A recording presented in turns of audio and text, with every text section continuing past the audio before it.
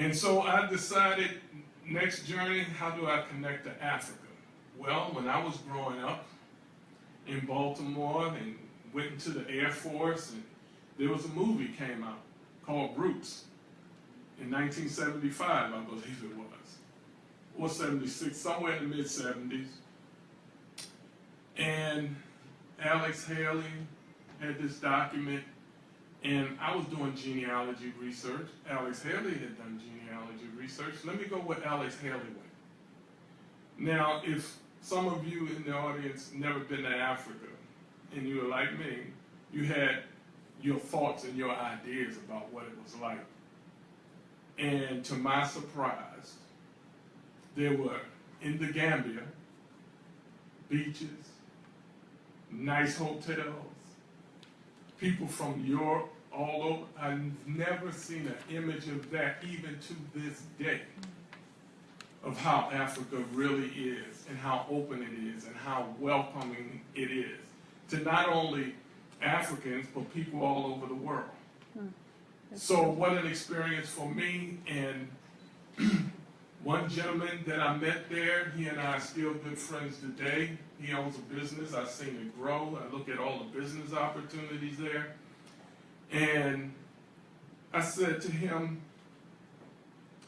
all the furniture and the hotels and everything that you got, because I just didn't conceive of that. I've never seen those images here in America. I come out of the Department of Defense industry in the manufacturing, quality assurance arena, but I don't see any manufacturing going on here. Where did those products come from? And he looked at me and he said, China, the UK, and then he asked me a question which changed my life. Where are the African Americans to do business with us?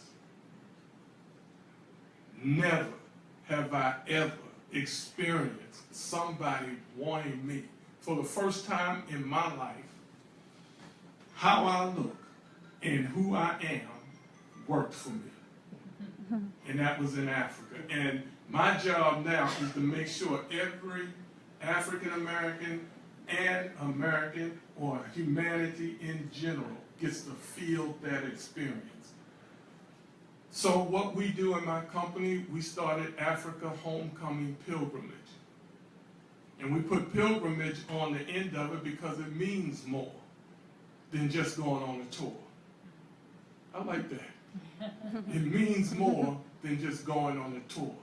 So the people here, especially those of you who've been here in America for a while from Africa, you play a vital role into helping with the transformation and transition of people who have not had that experience.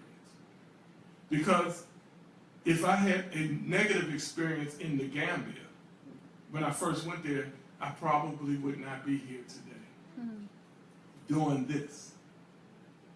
So the Gambia, for me, for Eric Shepherd, has done its part.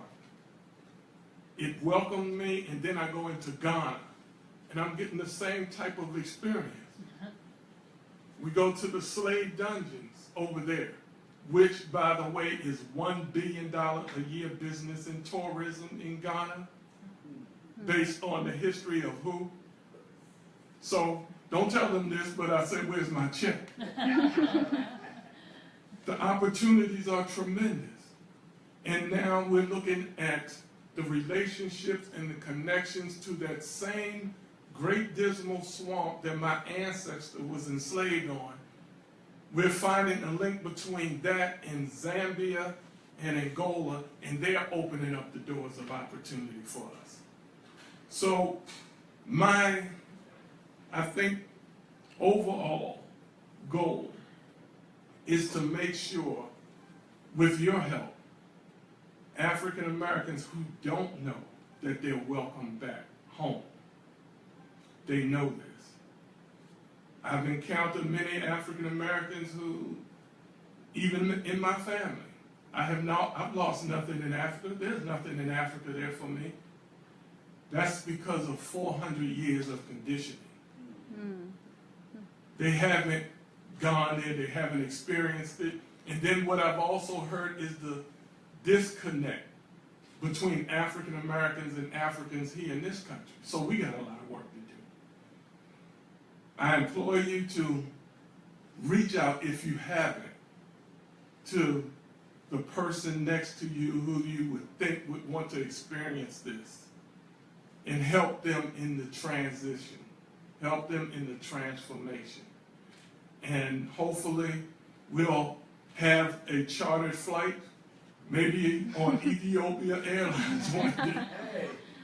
Going back, we're going through the Gambia, but we might experience Ethiopia as well.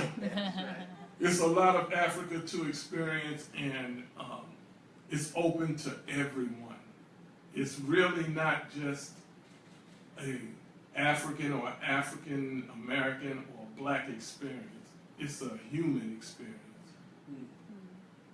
And through the Church of Scientology, who we are working with in the human rights arena, because they believe, as I do, reconnection of African Americans to Africa is a human right. We deserve to know our history. We deserve to know and be part of the land of our ancestors. I know this is not the most comfortable word in America today, but it is, in my opinion, one of those rights or entitlement type of programs that we're not asking for. We just going to get it. So I hope that in your communities, wherever you are, you take from this experience what the African Union started 54 years ago, and it's our watch now. It's our turn to make a difference, to get plugged in and to help in the transition. So I thank you. I thank the Church of Scientology. I thank you always, my brother ambassador. And I thank the panel of distinguished gentlemen and guests here that are making my vision and some of your vision a reality. Thank you. Thank you very much. Thank you very much. And now I'll ask our other colleague, Mr. Henry Jones, to pick this up.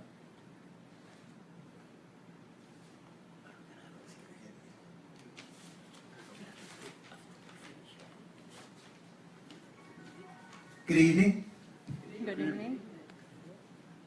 It is a pleasure to be here. I want to thank our hosts and always Little Ethiopia for sponsoring such programs. Today I want to... Thank you, sir. Thank you so much, Ambassador Harry Jones. Well, there's a concept from Little Ethiopia that I think is very important. They have what they call cultural ambassadors. I'm fortunate to be one of those cultural ambassadors. But this really leads into what I want to talk about this evening. African unity and African Americans, or Americans of African descent, as I prefer to call us. In order for this relationship to truly develop, it is very important for Americans of African descent to understand their own history. It is very important, it's critical. But when I say understand their own history, I'm not talking about a history that was shaped in 400 years of captivity. My great-grandmother would often say to me that anyone that tells you your history is 400 years long, they have a very short memory, and you don't really want them to be your educator. In fact, she would say this, and excuse me, I'm going to use my great-grandmother's name. She says, to tell the story of African people's history in 400 years is to tell the story of an elephant because of a pimple on his ass. It's a very small part of the elephant, and it's a discomfort for the elephant, maybe. But it is not the elephant. We need to tell the story of the elephant. And when we tell the story of the elephant, we get a story that is quite deep. But see, Americans are Americans. Americans of African descent are Americans. Frederick Douglass said, America is false to the past, false to the present, and solemnly binds herself to be false to the future. So often when we deal with our history in Africa, it's a false history. We don't tell the accurate history. We are Americans. We tell propaganda. We share propaganda. And one of the things with Americans, even when we talk about what's exportable, we'll say things like democracy. We don't even live in a federal democracy. We live in a republic. And it's propaganda that calls it a democracy. We need to be using terms like liberty and justice. These ought to be the words on our lips. Our objective should not be democracy, but liberty and justice. People do not find their civil rights in democracy. Alabama was a democracy in 1954. But was liberty and justice compromised? Certainly. So Americans of African descent really need to understand themselves in America and beyond. A history that's more than 400 years long. Here in the United States, if I take very positive African terms, there are very educated, I often refer to them as the certifieds. They're certified, and they see America through European lens, and they see Africa through European lens, even though their skin is quite dark.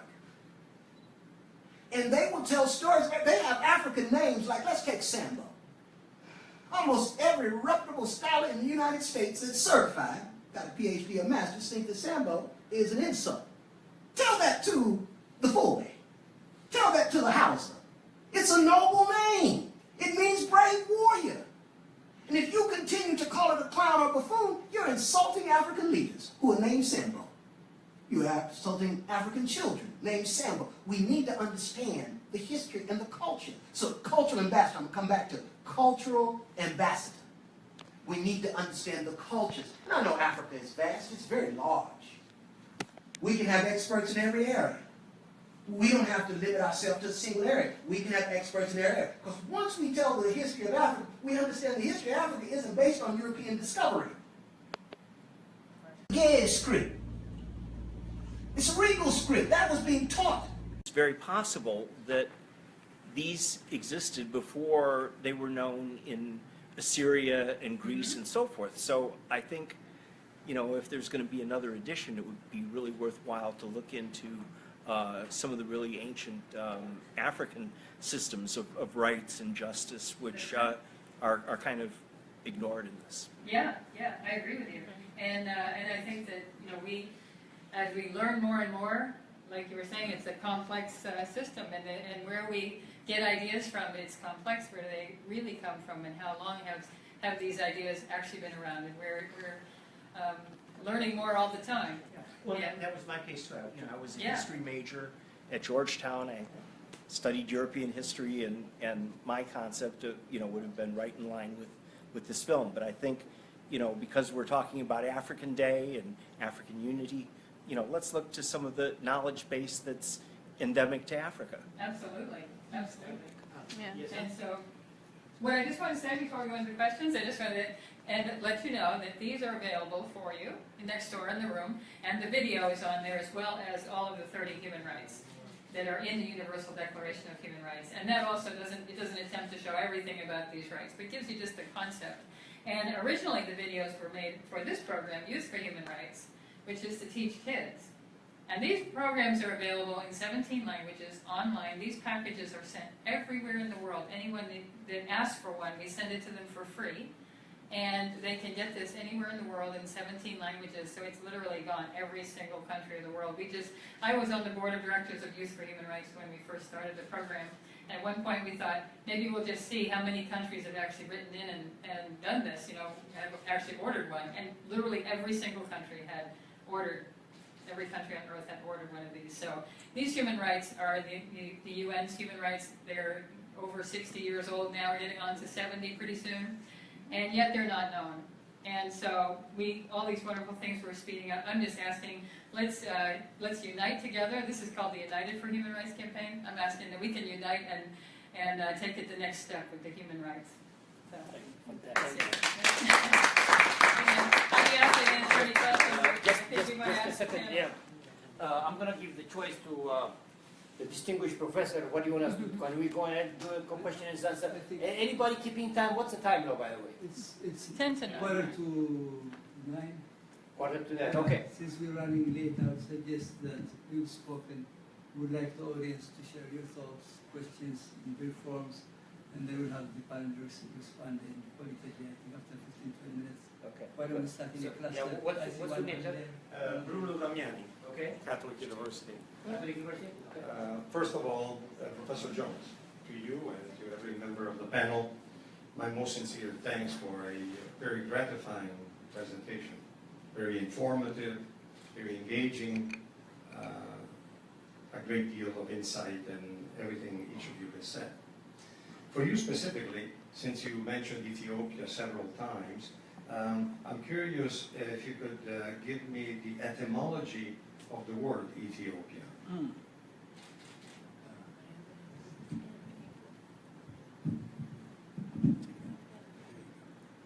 You find it in Greek text, and it is a reference to dark-skinned people from the continent of Africa. It's not a single geographic location, That's true.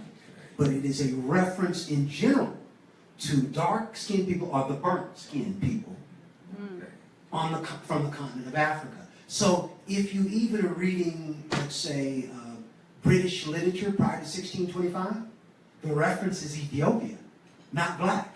Referring to dark-skinned. Dark-skinned people from the continent of Africa. From the continent of Africa. Yes. The second question, the cylinder of Sagres, where is it kept? I am not certain. Was I- anyone member of the panel? I was actually here at the Smithsonian back in 2012. I don't know where it's from Persia originally. Oh, okay, so you I don't know if it's kept where there. it is kept there. Yeah, but Yeah. it does. I would like to share a quick fact. If you look at Greek and Latin maps, what we call the Atlantic Ocean, they call it the Ethiopic Sea. Why? Because they were informed of it by Ethiopians, which means Ethiopians had knowledge of navigating it in ancient times. Interesting. One final brief question. The ambassador, in referring to his beautiful country, referred to it as the Gambia.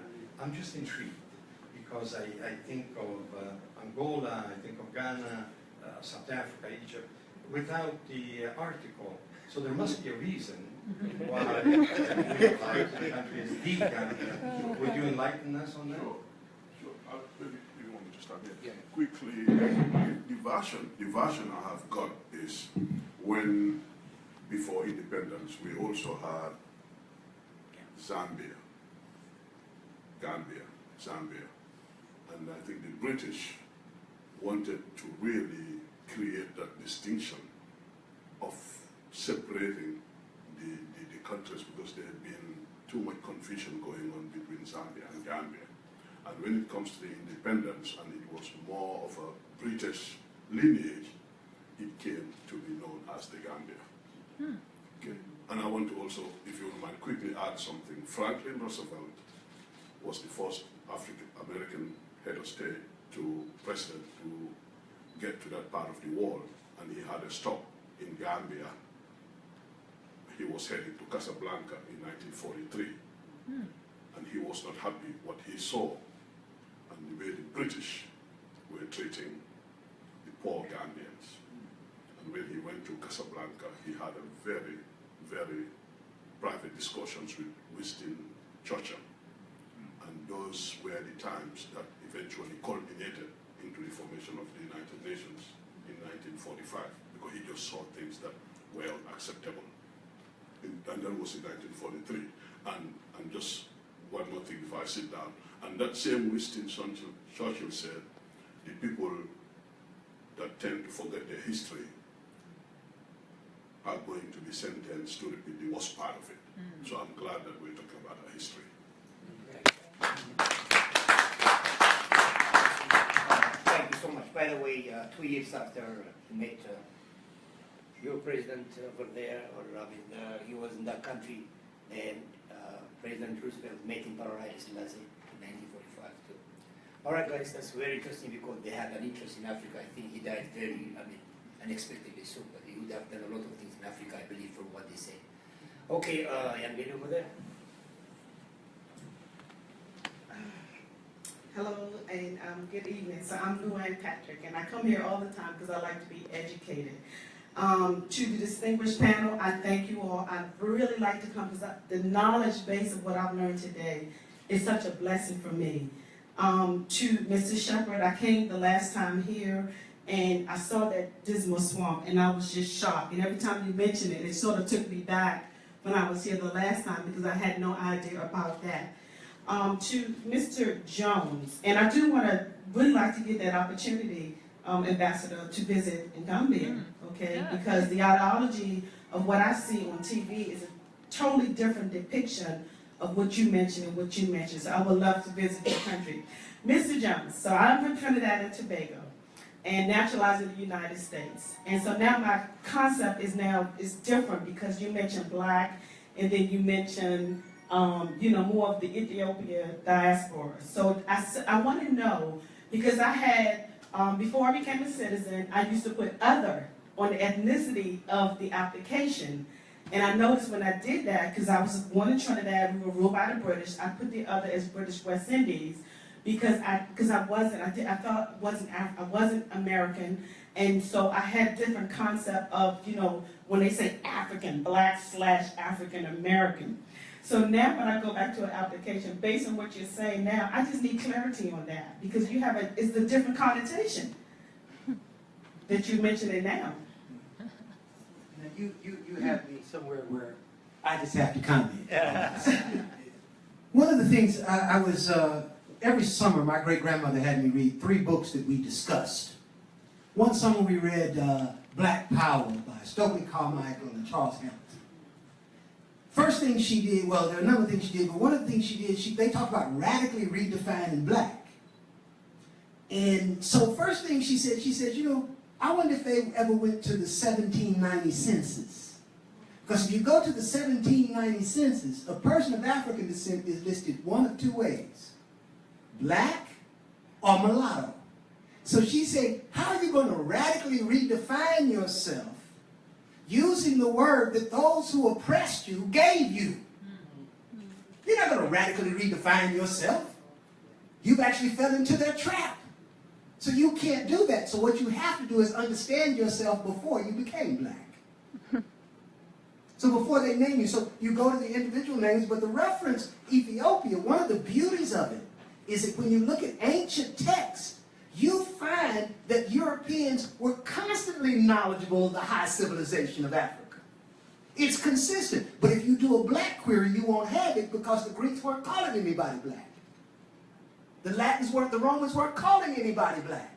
So it's important. Now, when it comes to documents, I actually believe that the United States legislates racism.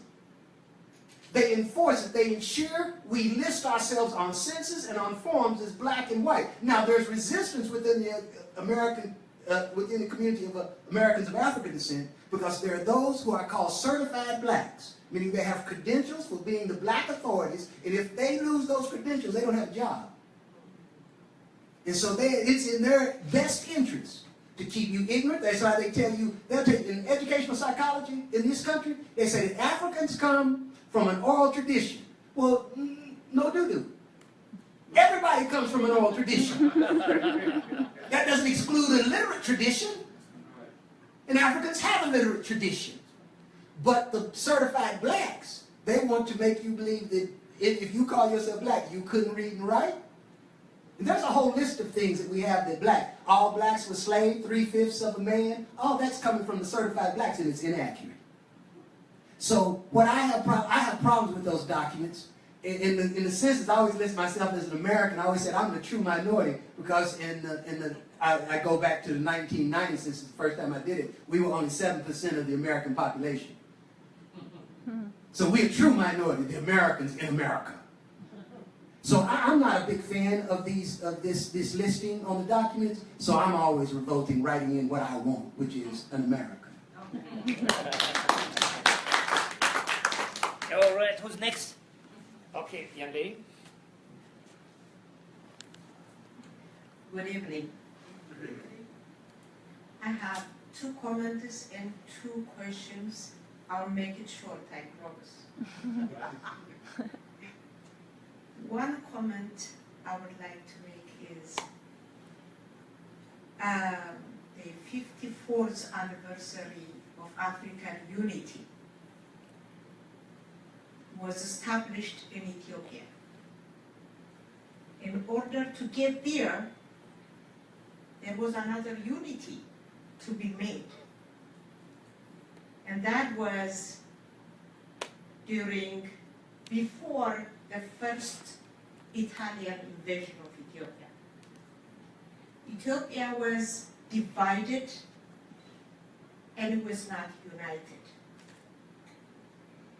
When Menelik see what was going on in the neighborhood countries, that colonization was heading in all African door, he said, if they come to me, what am I going to do? We're all fragmented and divided. So I got to do what I have to do. And that is uniting Ethiopians. It came with a lot of costs. He worked hard, united Ethiopia. The whole Ethiopia came at once. Some of them by force, some of them by begging and coaxing. But he did it. Now, just like he was afraid, here comes the colonization of the Italian invasion. What did he do? He said, okay, we have enemy coming, we're getting ready to be slaves in our own country. Your wives are going to be taken, your children are going to be called, you are going to be slaves. What's going to be? That way, he convinced his people and he united them and get them ready for the war that's coming. Italians came with a sophisticated plane, war plane, sophisticated tear gas and bomb. Menelik did not have a weapon, but he had a unity of his people. The united Ethiopian people come out with any weapon they can get, including their kitchen, a knife. But guess what? He defeated Italians through his intelligent concept of unity. What was the weapon of Menelik and Ethiopian people? Communication, investigation. You call it CIA now. And the way they communicated was traveling through the bushes in a barefoot, traveling a very long distance to inform each other. He won the war. With all that sophisticated weapon, Italians were defeated. That's called unity. 54th anniversary, African unity. But I have a problem now. Are we really united? Is Africa united? Are we reaching out to each other? That's the question I have to ask. If we are united and we are together, why are we hungry?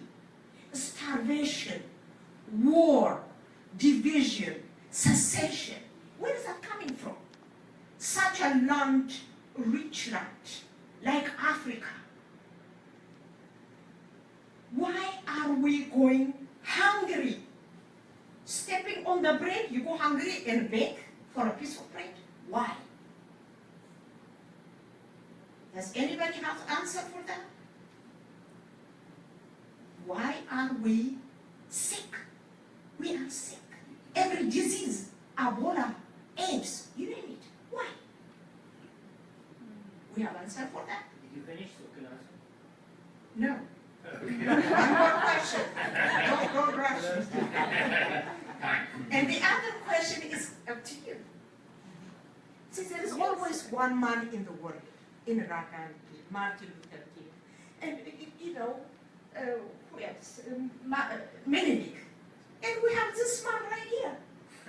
That's true. Believe me, he wants us to unite Ethiopians and the diaspora. That's true. When he couldn't make it, the little Ethiopian, Chinese have Chinatown. Ethiopian people from 18th Street all the way to U Street, we made it happen. We were in the news media. The least we want is this good relationship, African Americans and Ethiopians who fought for us, with us, against Italia. What happened now? Are we united? He wants that little corridor to be called Little Ethiopia. When he could not achieve that goal, he's running around with his coffee pot trying to introduce Ethiopia. Everywhere. Please, we are here. Recognize us. He should be recognized. He should be given a chance. Please start with him. I know him.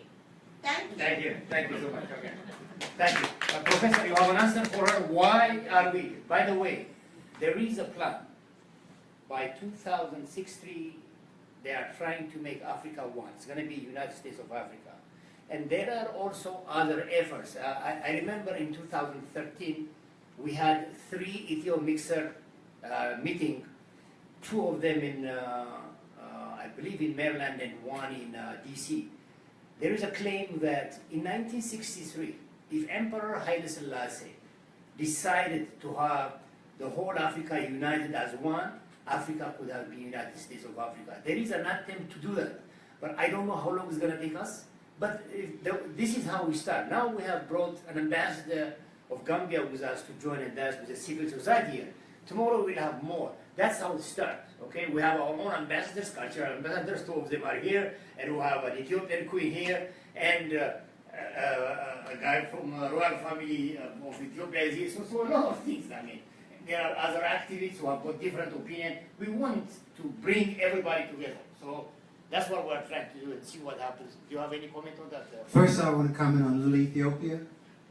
I went to a kind of a community meeting on it, and I listened closely to many of the African Americans who got up to speak about how darling their community Shaw was.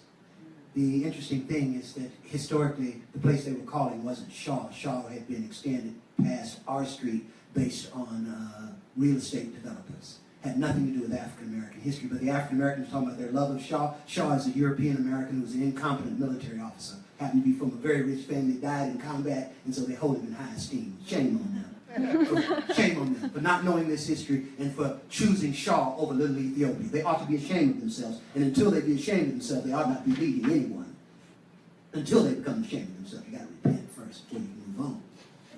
Next, when we talk about what's happening, there's a plan to carve up Africa and exploit the natural resources. The end of colonization did not mean the end of exploitation of African resources. It just meant that there was going to be more subversion when it came to African governments.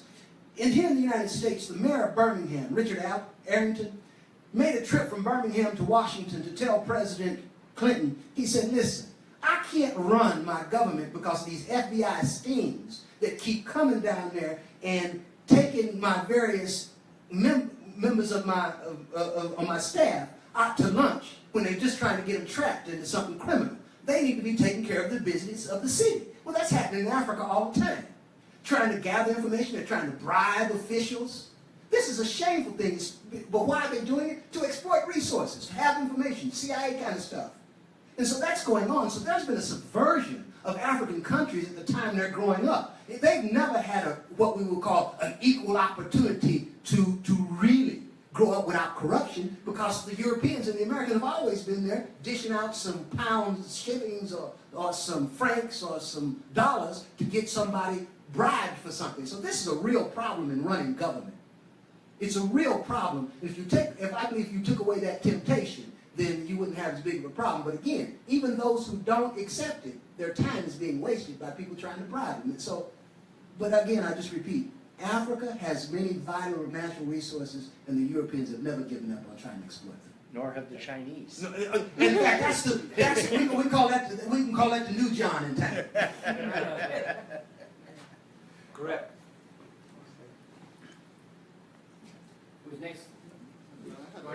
I had a quick comment, so to speak. I think two things that you had mentioned, Ms. Eric Shepherd had mentioned, which I think will harken back to what you were saying about African unity per se, is economic. You know, it's having that economic control, because if you look at it, why are African countries third world countries? There is no middle class, really. You know, you have very few that are wealthy, and then the rest are down there, right? So the burgeoning middle class that you have now, I'm originally from Ghana, so you can see some there, so it's sprouting up a little bit. All right, so what you are doing actually contributes directly, because tourism, believe it or not, has a higher impact because the money goes directly to the people, so it helps in that end. And then, of course, with the advent of technology, if you look at I think Uganda is doing something in terms of technology and all that. So I think that also has an impact there, and that's, I guess, that's more the silent way of uniting Africans here. Now, as far as the diaspora, those of us here, the same goes back to us, like our connections here, you bringing us together. It's been years, but that connection, we help economically. If we are sound economically, then we can deal with other pressing issues. Because if you can't take care of your family, and you can't provide food, I mean, the last thing you are thinking about is African unity, or go back to Africa. I can't even get out of my neighborhood, it's all about flying, you know. So that goes back to it. Now, the flip side, though, which I would need more education here from the historians and those of you who know, especially from the professors. I know during Nkrumah's time, now Nkrumah was informed by the Garveyans, right, in terms of that whole movement, part of what I read anyway. And when he was invited back to Ghana, his idea was not so much Ghana by itself as an independent country, because he knew in the context, Ghana cannot survive as a country by itself without the rest of the other countries united. And one of the things he pushed for, and where we have the split, where we talk about Casablanca and the other split, is what was the priority? Was it economic or was it political? You know, with political, and that's where I need more insight here, is, you know, we tried economic and it never worked. And that's why we're here now. So is it, I mean, is it better if there's a push on the grassroots level for more of that political unity, where there's teeth? Because the African Union, when there's an issue now, and you send troops, they can't do anything. You have to wait for the UN to come bring troops, because there's no power. ECOWAS can move and come together, but there is no power really behind it, because politically they're not beholden to anybody. So you can't talk about having African unity if there is no mechanism in place politically to hold them together. Because everybody can do whatever they want. You know, so it's I mean, is it a right frame of thinking or not? I think it's pretty much, it's the right way of thinking. It's an option, but I think from my perspective anyway, things go, and I had to go back to my Department of Defense background. Things go when they build a new aircraft, and I happened to work on the B-2 stealth bomber program before it was declassified, we'll say. Everything has a process. And how do you build a bomber like that? One part at a time. And that's what I think we're over complicating a very simple problem. But it's still very difficult to get people on one accord, so to speak. For instance, I've always wanted to ask scholars, and I'm glad that y'all accept me in that group, but really, I'm a Department of Defense guy that just did this genealogy research, right? where is it recorded? If we're looking for, as African Americans here for our promised land, show me where anybody in history, they've always, to me, what I've researched so far and I haven't done a lot, they always had to come out. Africa is the key to our promise. But guess what? We are the key to Africa's promise. If you had to lump African Americans in one sentence, what do? We build countries. That's what we do. Africa has countries that need to be built. The Gambia welcomes us. You talk about the African Union, and I'm just being real, being honest with you. Until I started on this journey, I had never really, except for the tapes that I would see of Malcolm X, I'm really a Malcolm X fan, I never knew anything about the Afro-American Unity Organization. So that wasn't taught to me in school, it wasn't taught to me in church, and it wasn't talked around the family table. But here today, we have a unique opportunity because you're celebrating 54 years in existence. Then I believe there are 6 regions in the African Union. Am I right? Yes. 6 regions. Including the diaspora. Including the diaspora, right? 6 regions, yes. That's region 6. Regions, Take a walk down the street, pull up any African American, ask them what's region 6. All I'm saying is in the Department of Defense community, they have what they call continuous process improvement. I don't think we're going at it wrong. We're not tweaking it enough. We're not using what God has given us. And I just shared this last week, another interview. They were talking about all this, the dismal swamp and the slave narrative, and you got all this history and everything, and we weren't taught this in school. Well, we got churches that are closed almost every day of the week. We got HBCUs. HBCUs, y'all know what I'm talking about, Howard being one of them. They at least have one building that could be utilized for such a purpose. It's not that God didn't provide us with it. It's what are we doing with what has been provided?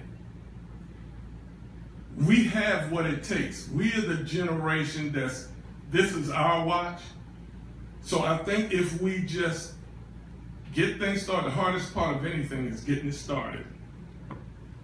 They've gotten something started with Ethiopia. We're getting things started with the Gambia and Ghana and Zambia. And I think it'll come together, but we must open up. And not having the resources like that, the economy of it all. I've been around the European Jewish community, and what we were talking about, we just threw out there, we talked about chartering a flight. That's what we want to eventually get to one day, but we just going back and forth to Africa. Anybody ever hear the birthright program in the Jewish community? Every high school. Acceptable. Now, I'm going to leave with a very interesting note. I often explain this to people, and people really have a difficult time because we're all oriented in a very Western way. I found many of my African brothers as Western oriented as myself. I lived in Tanzania for about 2 years, and I found that some of the most brilliant Western scholars were Tanzanians. They were brilliant. But they were Western scholars and had a very Western perspective. The term black in English does not become a noun until 1625. Is this important to us? Yes, it is. Why? It's because in the English language, the word black was never used as a noun prior to 1625. It was an adjective that meant deserving of dishonor. Now, what's also important in 1625 is that's when the Royal African Company, which means the British themselves, get involved in human trafficking. It corresponds perfectly with it. What was the term used for dark-skinned people from the continent of Africa prior to that? Well, you go to the Greek and Latin texts. In the Greek and Latin text, it's Ethiopia. Not referring to a country, but referring to a group of people. So if you want to find yourself in this ancient history I'm talking about, or I don't use black for my query for my young people, I don't want them querying black. I want them to query Ethiopia. And when they query Ethiopia, they'll get the text, they'll get the ancient text referring to the Africans that have this history of civilization. So I'm going to declare tonight very clearly that don't call me a black American, call me an American of African descent. And if you say, where do you exist? In ancient literature, it's in the word Ethiopia. So I am very fortunate, in my opinion, to be an ambassador, a cultural ambassador, selected by Little Ethiopia, because my mission is to build these bridges of understanding so that we're not black people in this world, but we're people with a history who are human beings seeking liberty and justice, not democracy, but liberty and justice. And an understanding of who we are, that's where we're going to get to liberty and justice. We're going to have to understand who we are. We're going to have to understand other people. I said finally, but I'm going to say finally one more time. My great-grandmother, who I refer to often. She told me that if you ever want to be an intellectual, son, you must be empathetic. You must understand how other people view something. This is imperative. You can't be intelligent without being empathetic. And how I've interpreted that is that means I have to study the history of other people, and it doesn't have to be mine. Eric earlier today was saying, we're trying to make connections, and not necessarily that you're there. That's correct, because you want to make connections that are profound, not something that is just something for convenience. You want to make this connection based on understanding, and understanding requires empathy. So, what's the future of African unity in the diaspora?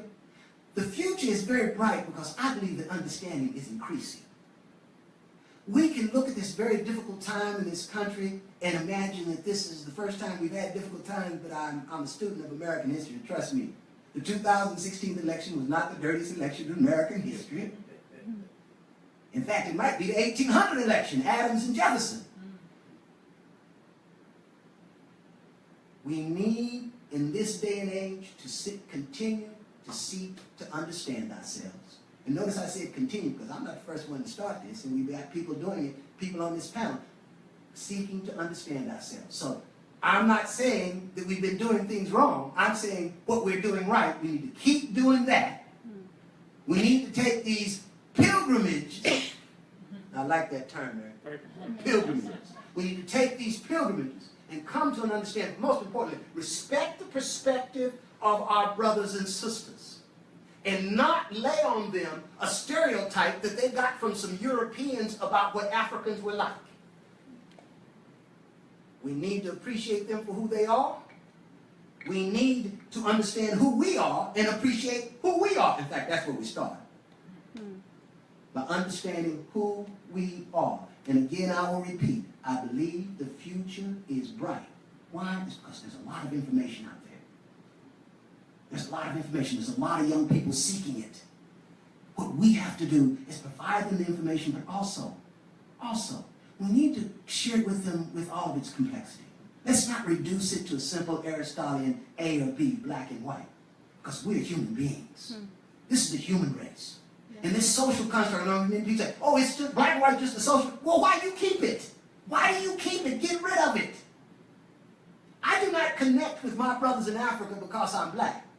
I connect with my brothers in Africa because I have a common history in the building of the civilization that informs my very intellect. And that is my connection with you. And all of the ethnic groups in Africa have a part in great civilizations. So one is not greater than the other, but one is talked about often more than the other. So let's get to talking about all of them. That's true.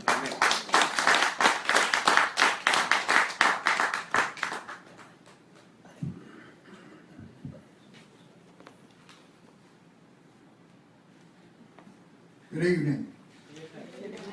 You know, sometimes you get put in difficult situations. And sometimes you know that when you don't know what you don't know, Don't try to pretend that you know what you don't know. And I'm surrounded by an incredible group of scholars who know a lot more about a lot of things than I know. But what I think is important, that I'd like to just make a few observations about is that, number one, I'd like to continue to be proud that this 54th anniversary of African unity has come about for 54 years. I mean, I think it is so important that Africa recognizes the importance of Africa, as Africa being one. That is the essence of Africa for us. I think it is important that we as African Americans see that Africa recognizes the need for unity, because from our observations of recognizing what Africa recognizes, it's important to us to recognize the need for us as African Americans, our importance of being a unified group of people in this country. I think about Ethiopia and some of the special relationships that they've had in this country with the Tuskegee Airmen, you know. And there was a very, very important relationship between them.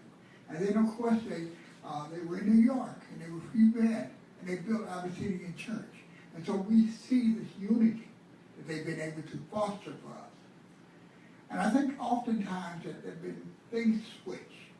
And I am quite pleased sometimes to think about it, not made many trips to Africa and not talked to enough Africans like I should have. But sometimes I've been in conversation and they've said, you know, during your struggle as slaves in this country, as slaves, and then during the Civil Rights Movement, we were reinvigorated about the need for us as Africans to look at our challenges, to see that if you could overcome what you overcame in this country, or is beginning to overcome, then we know that we can do our unity in Africa. And so for me, I think it's absolutely important that we continue to know the importance of us seeing ourselves, African Americans and Africans, as one. That we are unity. And as long as we can keep that concept, as long as we can educate our children, as long as we can think back that once upon a time, that when we were brought here, our ancestors did not forget Africa, and that they thought about when they struggled for freedom in this country, it was not for me, it was freedom for my people in this country. That life be better, my people be free, not let me be free, but it was let my people be free so that we can grow, we can do that. And so it becomes important for us to know that we have a partnership, we have a connection, and that we need to work together in unity so that we can learn to work together and share resources, share talents, share skills, share all the things that we know in this country that we can share, and all the things that we can get from Africa, and that we can re-educate ourselves. And that when we begin to realize that we, as Africans in this country and in Africa, are one, then we will set the example for the world to realize that we are all human beings. And that is the essence of the importance of Africa being African unity. Thank you so very much.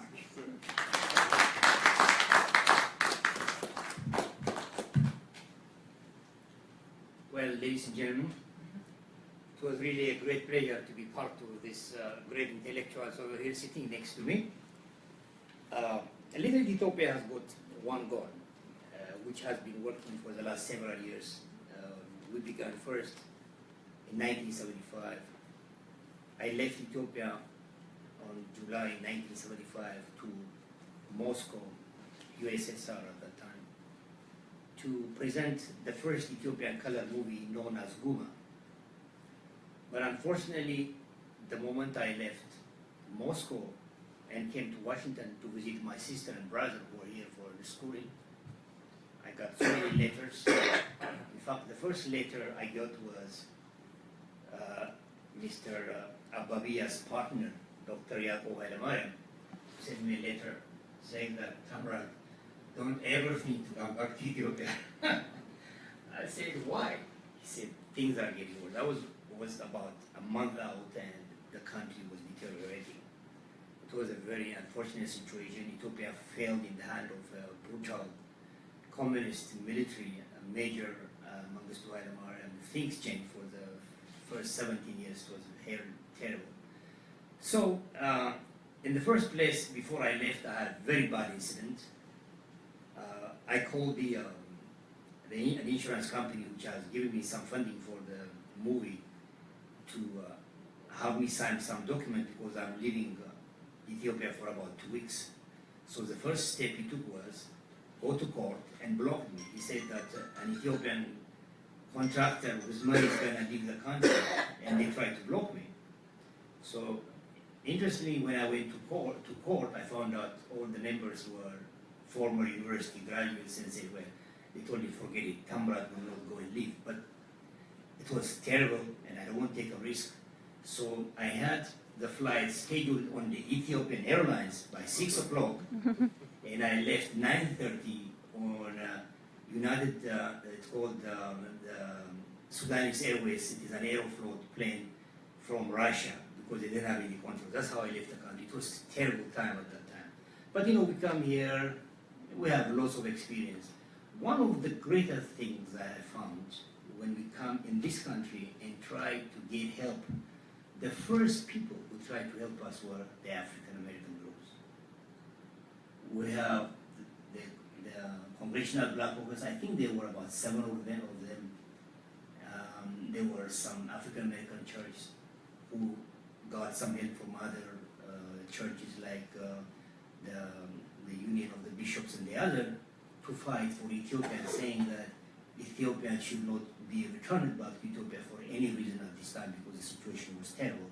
And the United States government, through the Justice Department, were given a special program called the Extended Voluntary Departures. That's how we stayed. And it took us about 11 years fighting. Finally, we were admitted under the Simpson-Mazzoli bill of legalization. That's how over 30,000 Ethiopians gave their green card and become citizens here. And interestingly, it's a question of survival. So most Ethiopians started to create their own small markets, small restaurants to serve the Ethiopian community. That's how it built. So to some people, it may look like we have some money or something just happened that's survival because they created a business for the Ethiopian community. That's how it started. But through the years, things were becoming a little bit difficult. In fact, the biggest lesson I learned was I attended a big event for 3 days, which was organized by our friend, Dr. Adam Haidu. It's called the 100th celebration of Ethiopian and American diplomatic relationship, and I learned a lot that 3 days. So in about a couple of months, I decided, well, if we are so popular and people love Ethiopia, why don't we have a street named under the name of Little Ethiopia? And then I put a petition on the internet that created a lot of war, really. That's where I started to learn, and I immediately stopped everything because immediately there were over 1,000 articles coming everywhere. A Japanese company came and did a documentary movie. I mean, it became a national problem, saying, oh, Ethiopians are trying to name a street on the African-American neighborhood. Become, I mean, an international crisis. I tell you, it was an international. Immediately I stopped it. So I started to do the bridge building, and that's what's happening. So the bottom line is, from that experience, I developed a relationship to bring friends like Ambassador Harry, I have also Ambassador Matt here, and the others. We started talking to people, bringing past histories. We went and met the Reverend of the African American, the Baptist Church in New York, and others. So we started slowly developing that relationship. Now we have an amazing program. We are doing monthly to bring that connection. We have the wreath laying ceremony where the ambassador was one of the guys who paid wreath laying in front of the African Americans. So that is the practical part of the way we are trying to bring the connection, bring back the history, and learn and work together so the next generation will have a good relationship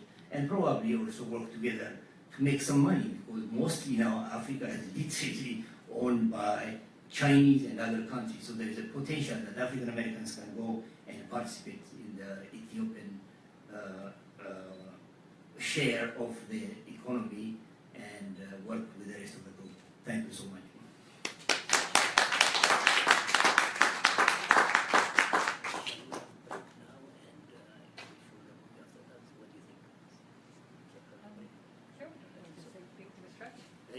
So can we have a break now so that we can have coffees?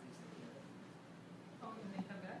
Yeah. Okay. Well, So do you mind if we have a break before we have the question and answer question? So we have a break? What do you think? So you'll have also a chance to talk to each other? What do you think? It's getting late. I think we should carry on. Okay, good. Okay, let's carry on this. Yeah. Why don't we go? So why don't we go to question and answers and then Well, we what would be, I think, I just wanted to say a couple of things, and then maybe I can show this quick, what we good. can, I think it'll be okay. I'm taking over for a moment. Sure. What I was thinking is that in listening to these stories, these are very interesting stories, because I've met everyone before, or know some well for a long time now, and these are all interesting stories to me that give that kind of human side to what do we mean by bridging together. And the other part of it is, where do we go from here? What do we do next? Many of you have been here before, and maybe you've seen the films that we have here about human rights. But I think that it's really important that people understand what are human rights. And as we go forward, what we're actually talking about here are human rights. I think the point's really wonderful about being an American of African descent does put a different look at it, and that is how it's just interesting to look at that way from your own history, your culture. And of course, we ultimately are human at the bottom of all of it, right? All of us are. And I think it was really brilliant after World War II, they created the Universal Declaration of Human Rights. And universal human rights are what we really need. We need to have human rights wherever you go, whatever country you're from, wherever you are, so that we can respect one another. And this document that they created, it was Eleanor Roosevelt and a team of people at the United Nations. The new United Nations just barely started. It took 3 years, and they negotiated this and came up with these rights. It may not be the perfect set of rights. I think there's different people have different points that they like or don't like, or feel it would be better this way or that way. But one thing that's really hopeful about them is that these rights exist now. That declaration was made in 1948, and all the countries in the United Nations are supposed to respect these rights. And so what I wanted to show was a short film. And so I would ask our panelists, I think you'll be able to see it better if you want to grab a seat in the front row there. And this is about what human rights are. And then you can be thinking about your questions maybe while we're watching this, and then we can have the question and answer period. And then, yes, we do have some cookies and coffee afterwards too. And we'd love to have you stay a little bit longer. So this film is called The Story of Human Rights.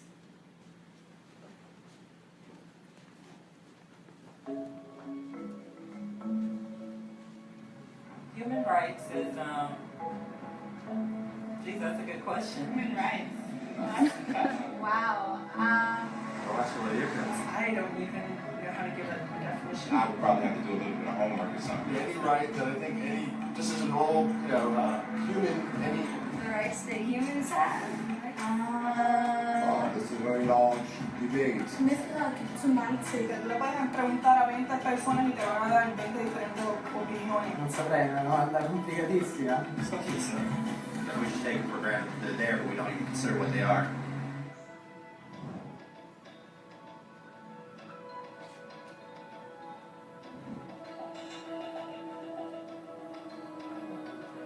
Human rights are the rights you have simply because you're human. It's how you instinctively expect and deserve to be treated as a person. like the right to live freely, to speak your mind, and to be treated as an equal. There are many kinds of rights. Most apply to a certain group. But human rights are the only ones that apply to absolutely everyone, everywhere. That means kids, old people, poor people, basketball players, garbage men, rappers, teachers, Africans, Indians, Albanians, Christians, Muslims, Kabbalists, atheists, your mom, your dad, your next door neighbor, and you all have the exact same human rights. In other words, they're universal. But the question remains, what are they?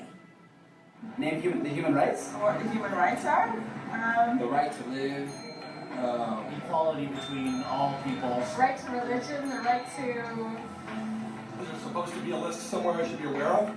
According to the United Nations, there are a total of 30 human rights, which are usually lumped together and called simply human rights. They're all listed out in the Universal Declaration of Human Rights, which is the world's most widely accepted document on the subject. But it was a long time in coming.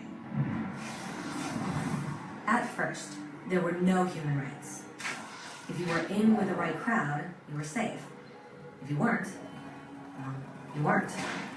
But then a guy named Cyrus the Great decided to change all that. After conquering Babylon, he did something completely revolutionary.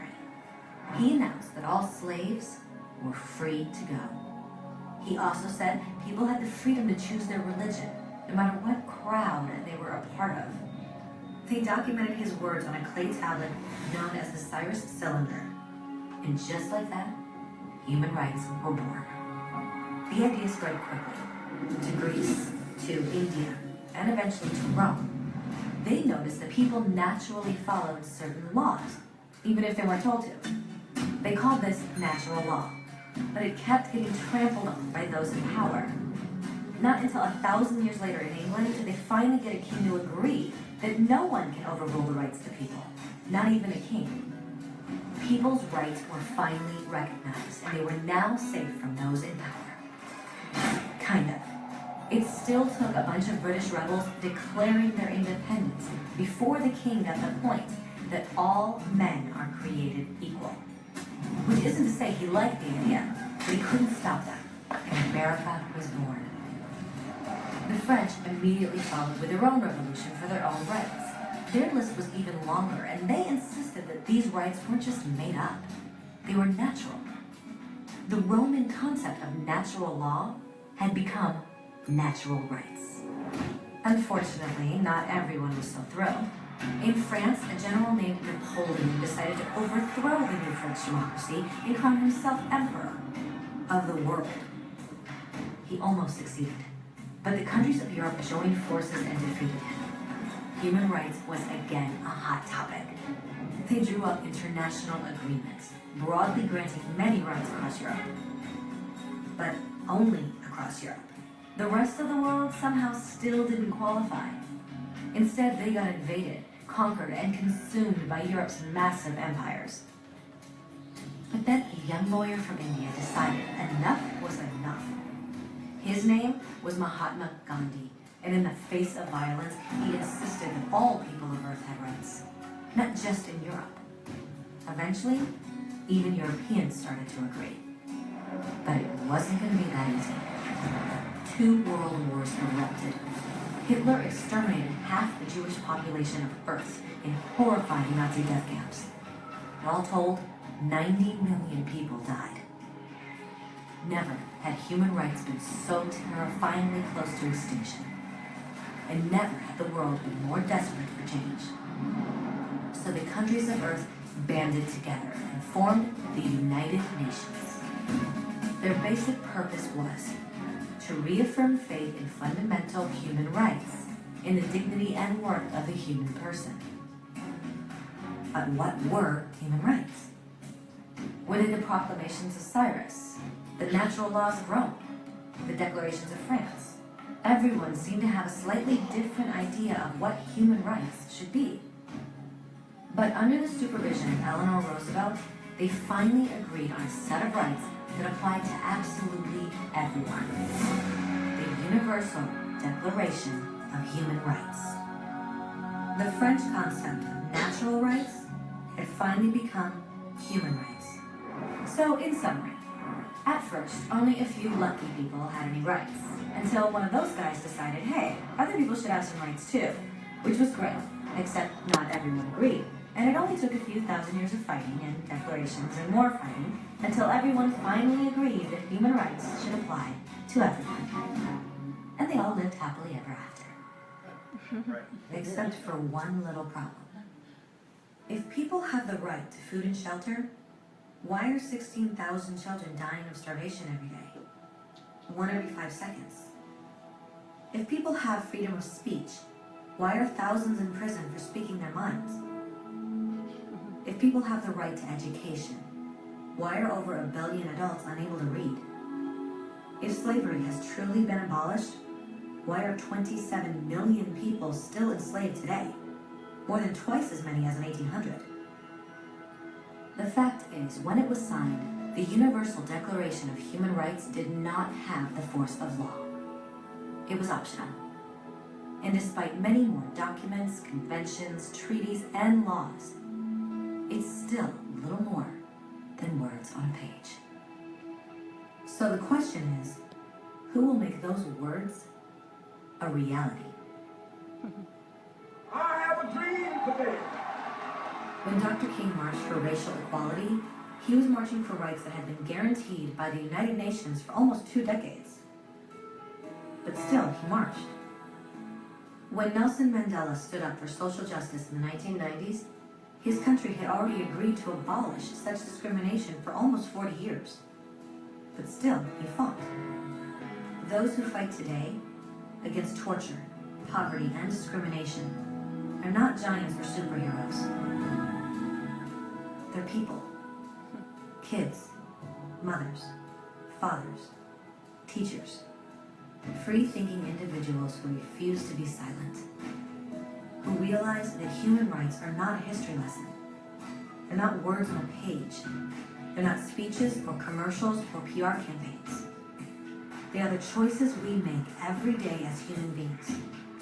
They are the responsibility we all share to respect each other, to help each other, and to protect those in need. As Eleanor Roosevelt said, where, after all, do universal human rights begin? In small places close to home. So close and so small, they cannot be seen on any maps of the world. Yet they are the world of the individual person, the neighborhood he lives in, the school or college he attends, the factory, farm, or office where he works. Such are the places where every man, woman, and child seeks equal justice, equal opportunity, equal dignity without discrimination. Unless these rights have meaning there, they have little meaning anywhere.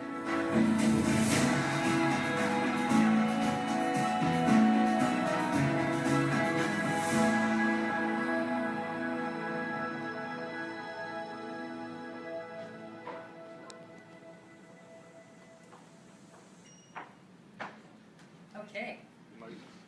Thank you so much. So I think our panel can return, but how did you like this film? Yeah, it was good. Very good. Well done.